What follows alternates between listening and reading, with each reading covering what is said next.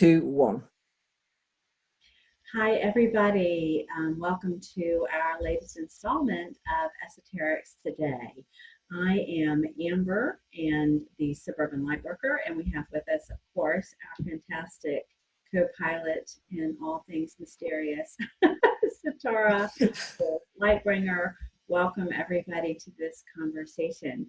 So today, we're really calling this Lightwork Knows No Boundaries.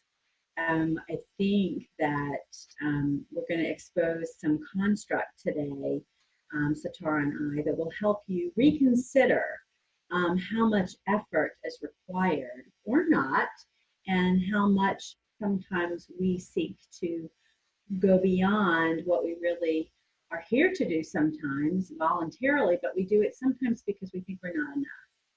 So I've heard a lot of that, and I know you have too, Satara. I'm not doing very much so. So we're going to address that thoroughly across a few components of the discussion today. We're going to be talking about specifically what is being in service. What about being that lazy light worker? We're going to talk about sort of the astral travel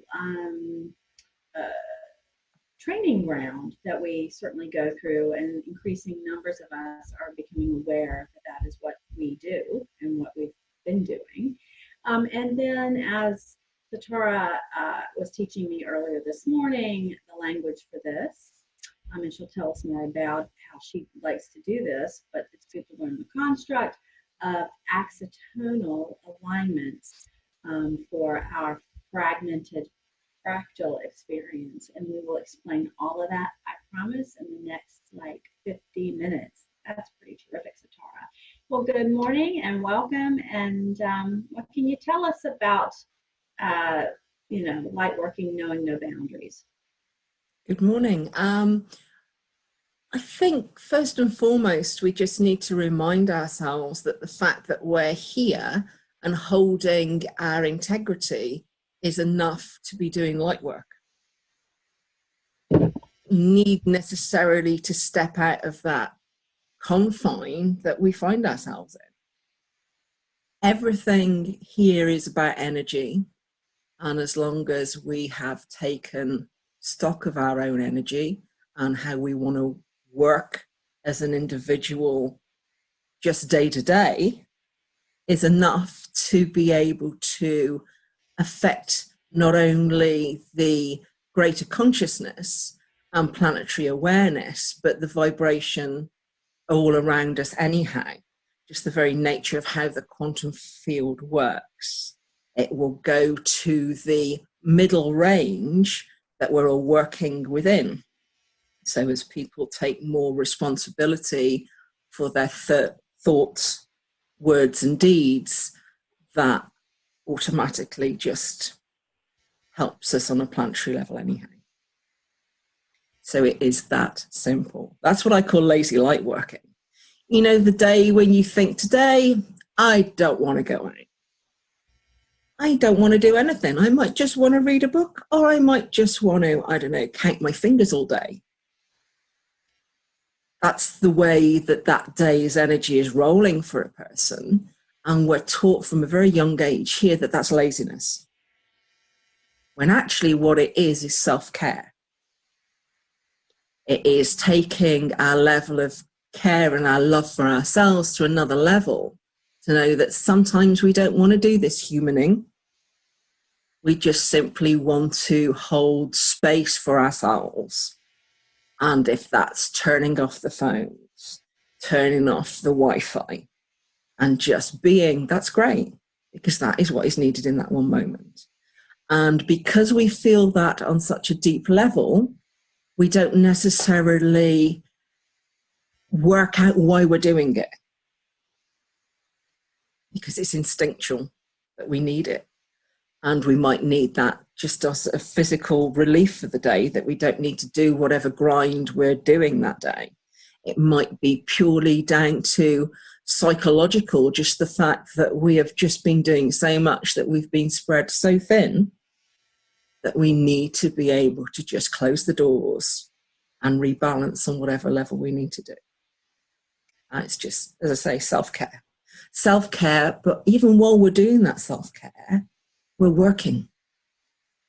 And I love that we're having this part of the conversation right off the bat, because one of the things that I was aware of in, I would say now 5 years ago, 6 years ago, 6 years ago, as I was trying to find my tribe internationally, I was a part of one particular large group, and no, actually two, because I had not been, I'm not a joiner, as many light workers are not joiners, but it became a stage of desperation to find our kind, and it actually was actually the timed trigger that we all received in order to find our tribe, and using technology was one of the ways most of us did that. So what I noticed right away was this enormous pathos, sensation of sadness and pain that we individuals weren't doing enough, that we were supposed to learn really, really fast. We wanted to like stuff ourselves with learning and awakening, pressured ourselves in our awakening process, put a lot of pressure on ourselves.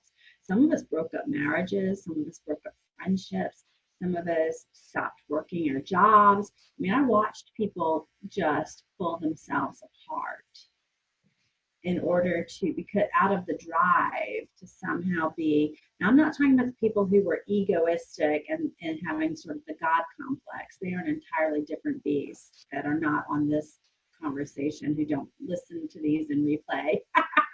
We're too simplistic or junior from those folks' perspective.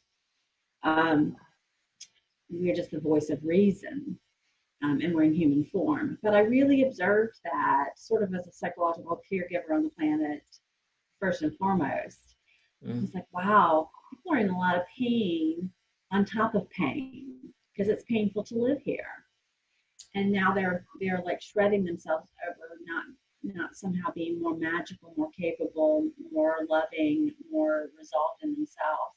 So I really appreciate that, Satara. I want to position something really powerful that helped me, that I then turned around and kept saying to other people, and see what you think about this, Satara. Mm-hmm. What I grabbed onto while witnessing that, sort of as a way of talking about it in three-dimensional structure, was to help people realize that they are where they need to be on the planetary grid. Yeah, totally. Right. There's the construct of Indira's net, okay, which is really a beautiful ancient construct for actually the grid around the planet, the organic grid. And what I wanted to encourage myself to hold on to on the days when all I could do was twiddle my fingers and, comb my hair and lay on my sofa, because it's days like that, like you described, is what I held on to is that I was somehow kind of an electromagnetic thumb drive, so to speak. Yeah. That I was an electromagnetic, sacred geometric, I'm putting all the words here for the triggers for the listeners, quantum mechanical, mathematical structure that had all the hookups to the planet and to the galactic format. And all I needed to do was lay there. Yeah, totally. Nothing more, nothing less. That on those days, that's exactly what we need to do, because all we're doing is just making sure that we're exactly where we need to be, which we always are, and doing exactly what we need to do, which can be nothing. In terms of the 3D format in which... Yeah, totally. Yeah, the programs on the planet call that doing nothing. They call that doing nothing. Yeah, they call that when you think, oh, right, I'm keeping my pajamas on today and I'm just going to chill. I'm going to do some mindless things all day. And it's as much as I can do to actually feed myself. That's a day that you need to just, for whatever reason, step back from you. You know, and it's that simple, because we don't necessarily need to be having all the messages and inundations from clients coming through. We don't necessarily need to be working our butt off for what? You know? But the way the programming through the different teaching aspects that we have, from the minute we're old enough to listen and understand words, makes us feel that doing anything that isn't 100 mile an hour is lazy. Yeah, that's far from it. Yeah, and that's a program that's on the planet, and it has to do. Some people like one of the programs on the planet is really, you could just call it, the title would be enslavement. Yeah, very much. There are others, but and they also have to do with shortened lifespan.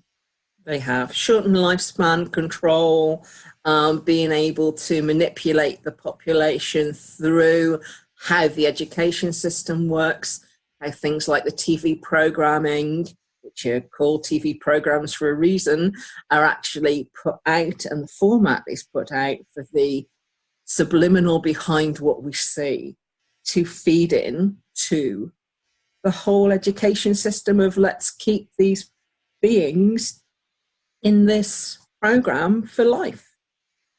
Because the sooner they go and they come back in, they'll just keep on in training in the same program until they can't break out, is the thought process. What I call the new cage. Right, the new cage. So this is one of the components. And again, remember, I always feel like that we drop trigger bombs throughout our entire conversation so far. This is what I'm aware of. Every time we do this, every month we do this, that we're sort of dropping the bombs, the quietly timed trigger bombs that we are for the awakening process of who human beings are, why we're here, what's truly going on, and what our choices are. And we do it as middle-aged ladies from the US and from England who are just also living. We're feeding the cat, we're taking the kids to school, we're doing routine working and other things on other things. Well, there she is. She's acknowledging me. Somebody was going to acknowledge me. Yeah, and she's deaf, but she still doesn't miss a thing. It does not miss a thing. It's so funny. But so thank you for addressing this sort of lazy light worker component too as we go. I want to shift in now with our timing to the construct of the astral training ground, because I think that increasing numbers of us are aware of ourselves elsewhere. We have sensations of education, learning, as well as that we go repeatedly. I certainly do. And I have for 20 years been aware of at least one location that in my construct I return to repeatedly. So this would be my home school, so to speak. This would be my So what can you talk to us about a little bit about Mystery School? And if you could, Satara, could you give us a little tiny quick primer on sort of what is known about where some exists, or in what framework they exist, and sort of where some of them are across accessible to our planet and our humans? Yeah, I can kind of do that. I mean, if I sort of start on the whole astral thing, first of all, astral is basically an alternate reality that we can step into to be able to hone our skills as light workers. Particularly useful for starting to get the clair abilities skyrocketing rather than just there. Most people will work through astral, particularly in dream time. People who have quite vivid dreams and dream recall will have done that through the astral program. Very, very rare to get anything in dream state that isn't through the astral. So it will be that for whatever reason in dream time, you're having to work on particular things that are bugging you perhaps. So that's why they then feature in the dreams. It can also be somewhere where some people go through meditation, but meditation can reach everywhere. But again, if it's something that you're working through, that you need to get through to sort of graduate out of astral, that is where you will be getting the information from. The fact that you can see people that you know, and different beings, entities, whatever you want to term them as within this realm, is just purely that the way astral works, it can pull any kind of construct from anywhere across creation. So if you're still working as a human through stuff that you have not fully set right in a different reality, we are able to do it through the human vessel, through the astral program. So literally just look at it as like a mad gaming situation, that's the disc we put in and we pop it in on a night. We don't necessarily pop that in every night, but every few nights we think, right, we're gonna do that dungeon. We're gonna hack through, and that is pretty much how that works for us as a program. Very, very useful programming. Even when we have graduated from it, we still have access to it, so that if we needed, for whatever reason, to be able to go through and do any replays, we can do that.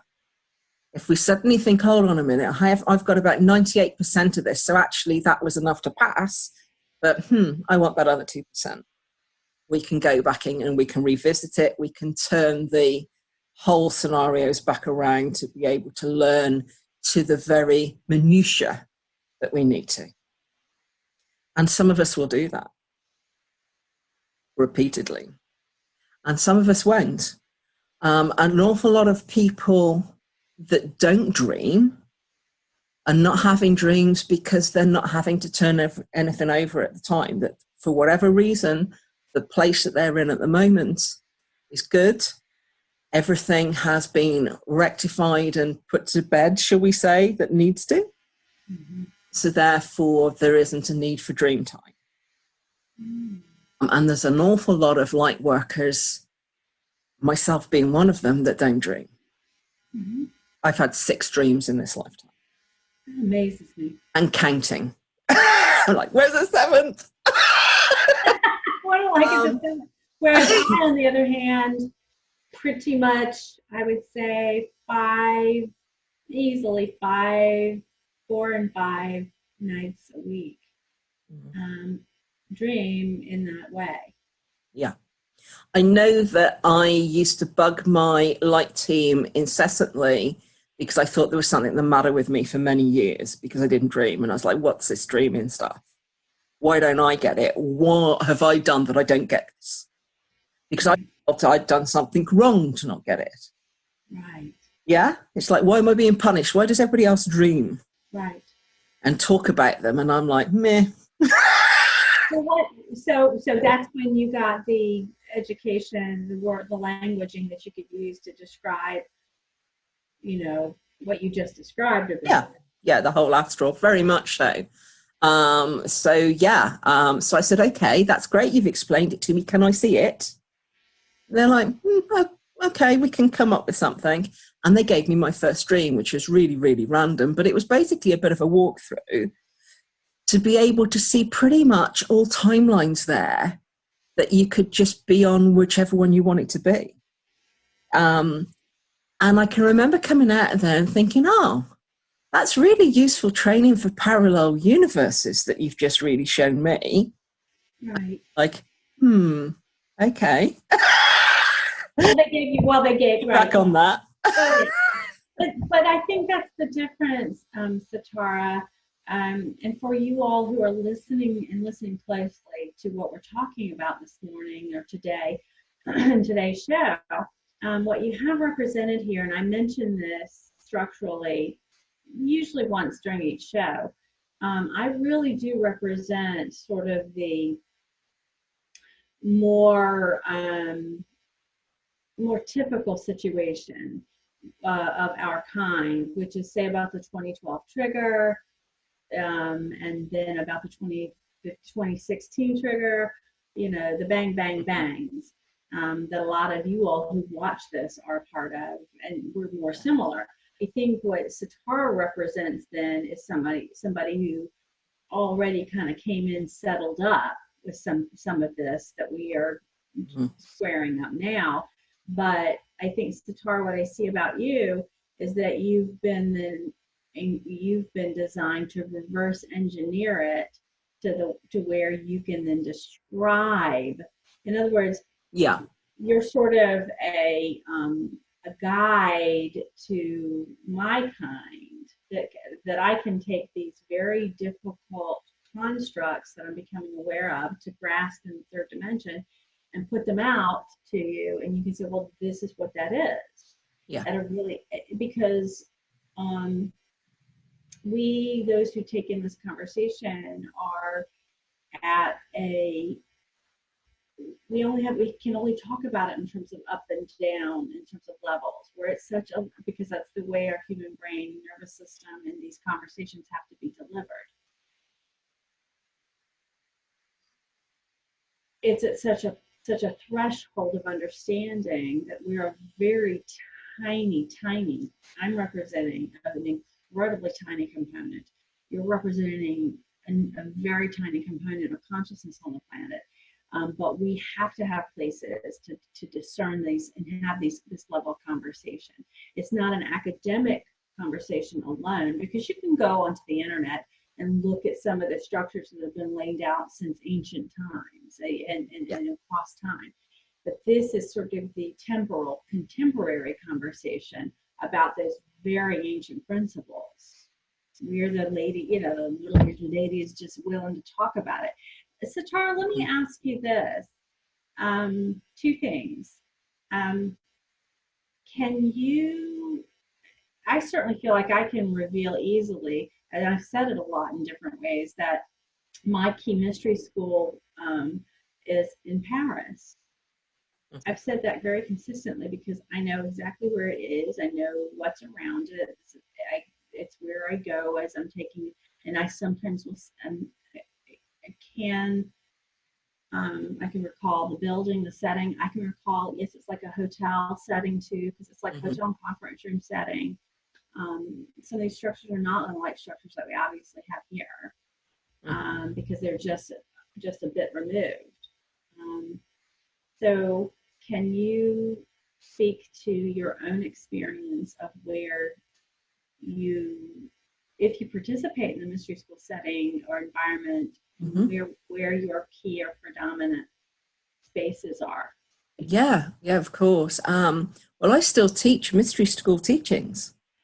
I actually have the Egyptian mystery school teachings that I still put out there, which is takes about 3 years to work through the course that I've got at the moment, to sort of spring load gifts all the way through. So yeah. Satara, but that is here in the third dimension. Yes, but no. When I'm not talking about, when I'm talking about in Paris, it's not the Paris. I'm not talking about the dimensional 3D Paris. Yeah, of course. When I am going back through, for part of it, I have used some of the original teachings from here on this planet, which go back to like the days of Ra Sheba. I don't know if that will trigger a few people, I'm sure, but yeah.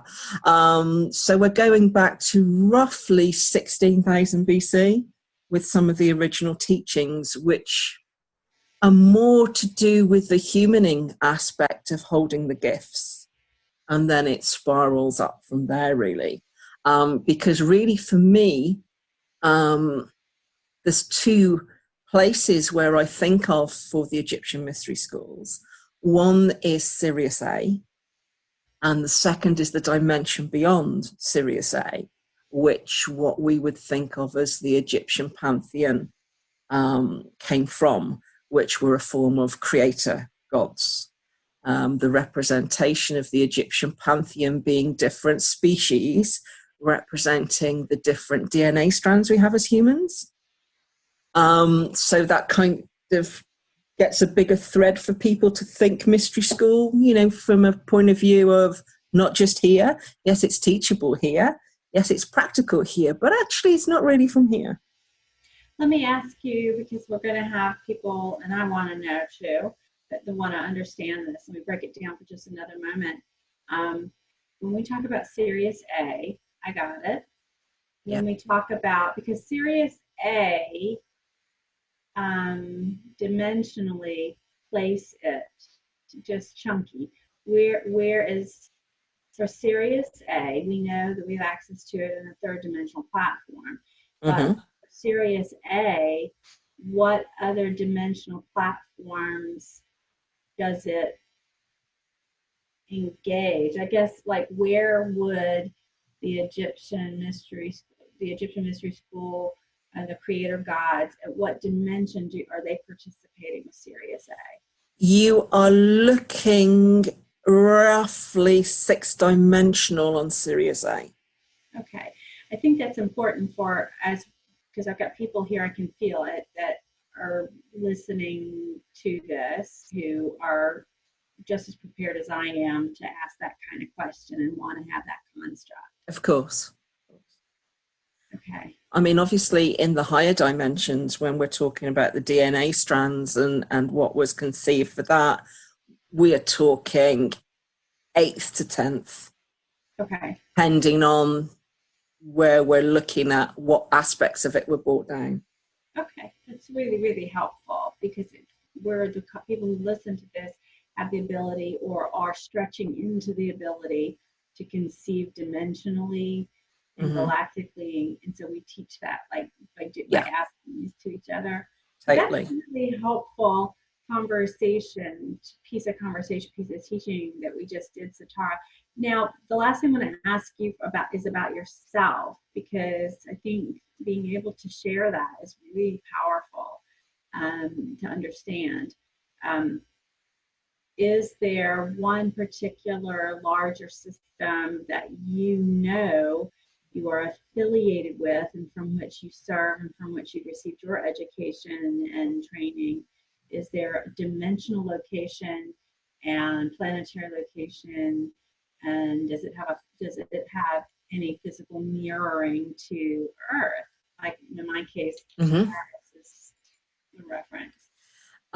The actual visual I can give is something that anybody into their Atlantean history will know about, and it is a crystal temple with a revolving diamond-shaped crystal above it.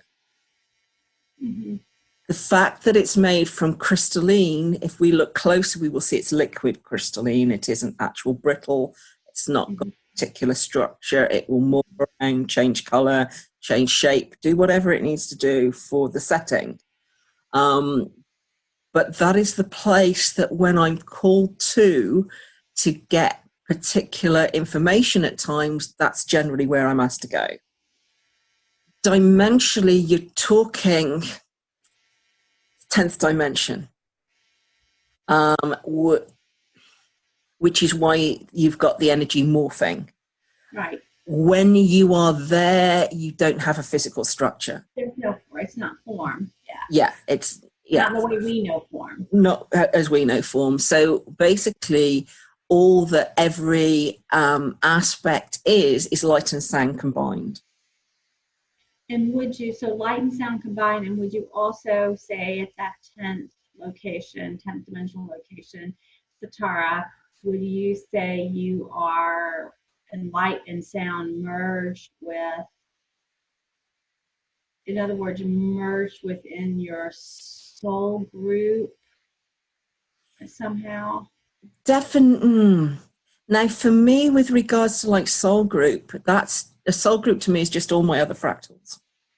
Okay, well, go zip that up further then. Go up further. Okay, so if I zip that up further to start to encompass all other fractals, all other energies, the way that the teaching works there will be a particular theme or strand within the fractals will step forward from wherever they need to step forward from.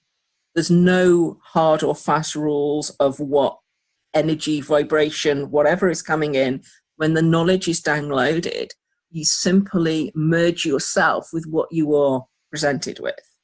So in the center of this circular temple, you will have a shape, which can be anything, that is just revolving, buckling, all sorts of colors. You just move in, you just join with it, and you allow yourself to become it. And while you're within that presence, that is when you get immediate download from whatever information you then need to bring back here. I think what I am asking about as I refine my question, because I'm watching you show me that. And by the way, guys, this is what we do. She shows me, I watch it. Yeah, and I try and explain what I'm showing you. For some of you who watch, you're doing the same thing. Be aware of that.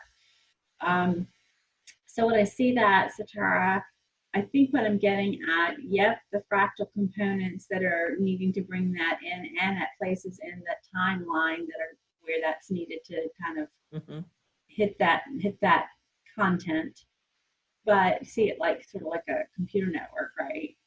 Yeah. But then is it, I guess we tend to see things as individual soul groups, like you just said, is this a greater gathering? Yes, very greater gathering. Like I could be there too. Yeah, totally. And it can be made up from a point of view of who's teaching us, shall we say, in a very 3D manner. Yes. Can be whoever has held that wisdom. So there will be multiple echoes of the same theme.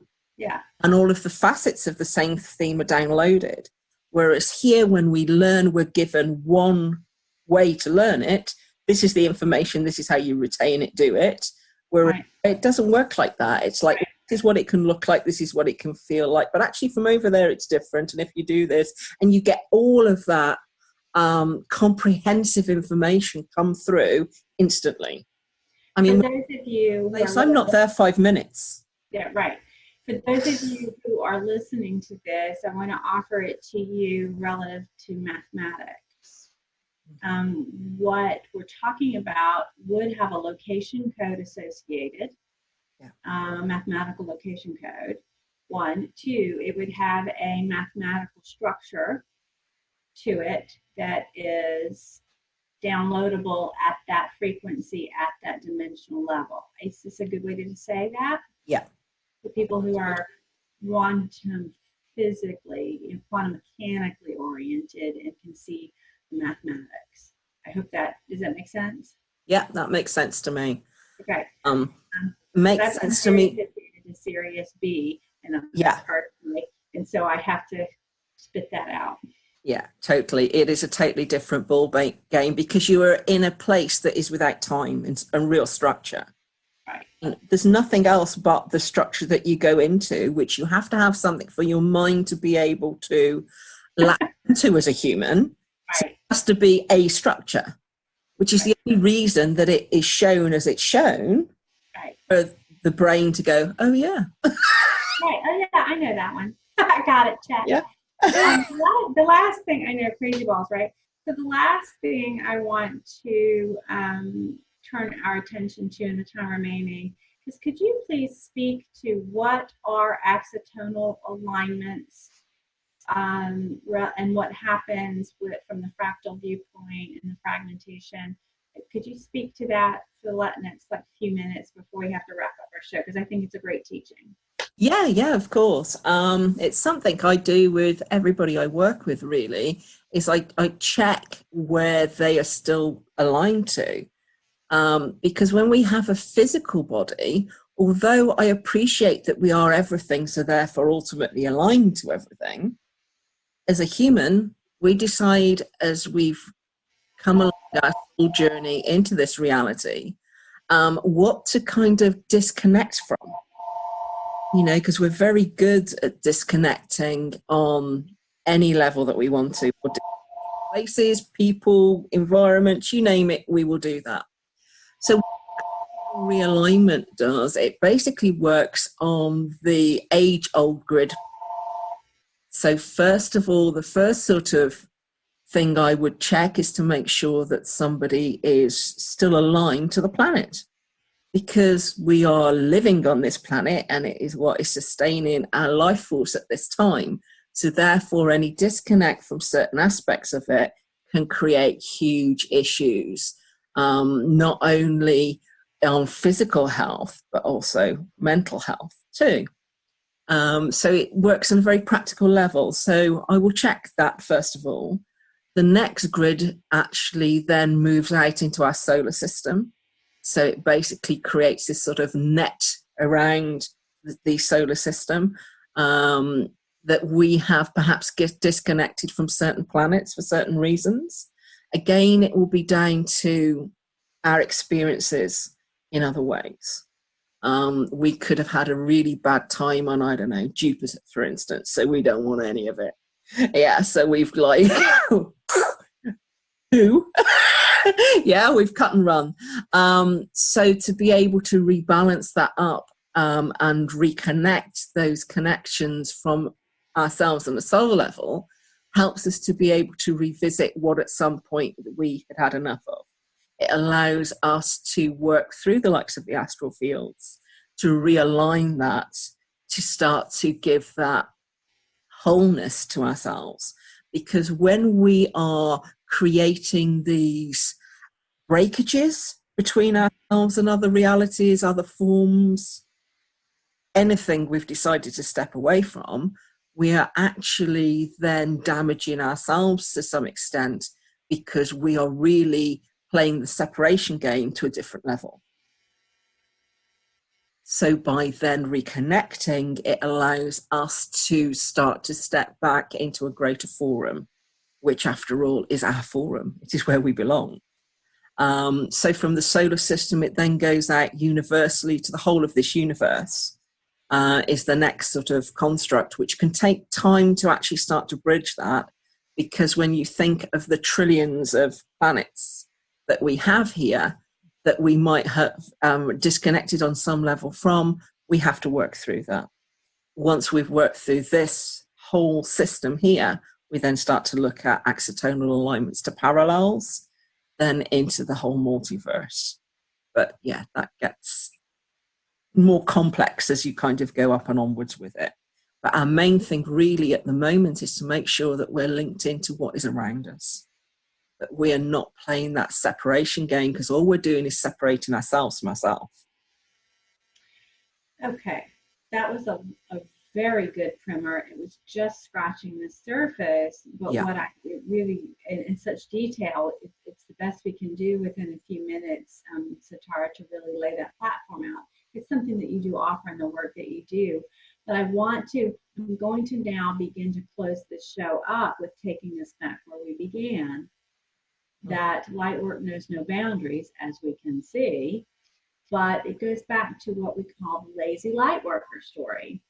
Please remember to trust yourself, that you will unpack and unfold in a timed DNA structural viewpoint as the planet herself unfolds, as the cosmos itself unfolds, as we are kind of a fractal within a fractal within a fractal of all that is. Satara would remind us of that there's a part of the human that will say, oh, I've got to set that appointment up because I need to do that. In order to serve, in the way that I want to serve. We can get really caught up in the programming that we have to rush to methodologies, we have to rush to teachers, we have to rush to digest new constructs or find out, get checked, like going to the getting a galactic physical. Okay, I need to go make that appointment. Somebody can check all that out, right? Yeah. And while some of that is beautiful and you'll be called to it and you'll do it in your right timing, please, please just be gentle with yourself and know that you unpack it and unfold it quite beautifully and masterfully. I think the other piece, Satara, that I caution our community is, and because I saw this from the beginning when I watched that couple of thousand people in the group and their flow, I watched their group energy, and what I could see was just the pressure they were putting on themselves without understanding that they were already masters. You know, we saw a lot of people calling the I am and putting Mm-hmm. AM in the capital letters. That's an important. That is actually an important. That's when the consciousness is becoming aware of itself. And I think it's important that people explore what that really meant and Mm-hmm. means, because you could not come to this density unless you were quite still in the very things that Satara is already is describing here today. You actually have these components and capabilities quite naturally in your design. You wouldn't have come to the planet at this really spectacular time for our position in the photon belt today, Mm-hmm. the 25,000 year cycle. If you look at the Yuga or any other word for it, you wouldn't be doing this. And you certainly wouldn't be in a conversation with us two ladies if you weren't quite capable and quite masterful. But yes, it's good to circulate with your kind. It's good to share services. It's good to, take sessions just as you would on the 3D for massage or counseling or other types of things that you do in the 3D format. It's great then to do these things. It's also so reassuring, right, Satara? I find myself, my cup so filled when I've had these conversations with you. Yeah, exactly. Because it's like when we know that we're perfect and everything that's unfolding is perfect for us, we're noticing what we need to notice to learn from, to just get the perfection to the highest it can be. We are each of us sovereign beings. So therefore, we have our sovereignty already. We cannot be here without having our sovereignty. Yeah. So,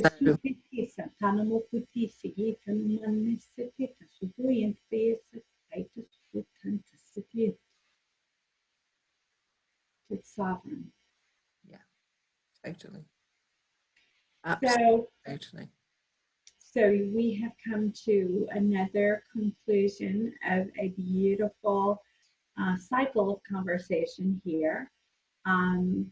I hope you've enjoyed another installment of Esoterics Today with Amber and Satara, that you will share us. You will find us on YouTube. You will find us on our Esoterics Today page on Facebook.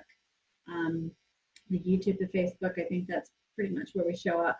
You can see us on YouTube. You can hear us on, oh, I forget this one. You can hear us on SoundCloud. SoundCloud, yeah. SoundCloud.